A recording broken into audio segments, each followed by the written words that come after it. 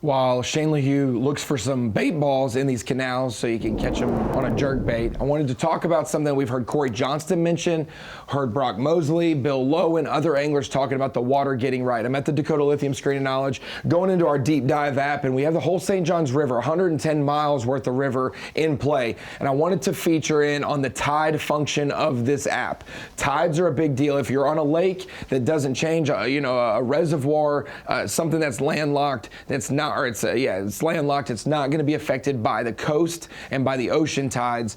Those lakes are completely different, disregard. But if you are on a body of water connected to the ocean, tides are a big deal. And when we look at the St. Johns River, when we go into the tides at 7:10 this morning local time, right around that takeoff time period for the Bassmaster Elite Series, high tide is in red here. High tide is when that water is as high as it's going to be. Blue on this map will be low tide, as low as it is. A lot of times anglers like low tide in certain situations. Sometimes anglers want water moving, whether it's going up or down, and sometimes anglers, if they're fishing certain types of structures, maybe lily pads, they want it as high as possible. It makes it a lot easier to fish those areas.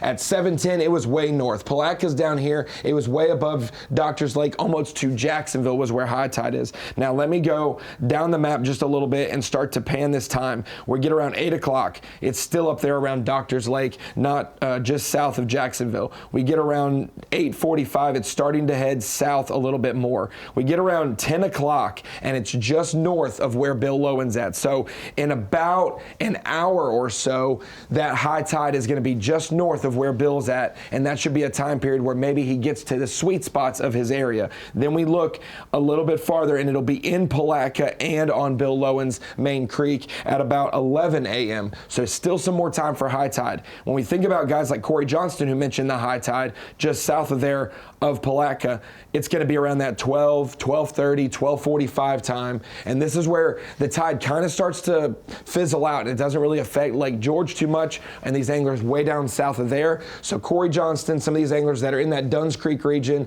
the guys like Mosley and Bill Lowen, they're going to experience high tide in just an hour or so. Some anglers just south of there in about 2 hours or so. And then that water is going to be moving and starting to fall. But it will be at low tide after weigh-in's done and this tournament is over. So they're heading it on the way up to high tide. They'll be at high tide and they'll be able to fish it for about an hour or two, Davy, before it gets, before it starts to head to weigh-in and it's a little bit falling out. So the Deep Dive app is great for tides, and also in this readout, guys, it factors in wind. Today, wind's not a factor, but day 1 and 2, the tides impacted by wind will definitely be shown on this app. So check it out, especially if you have a tidal place.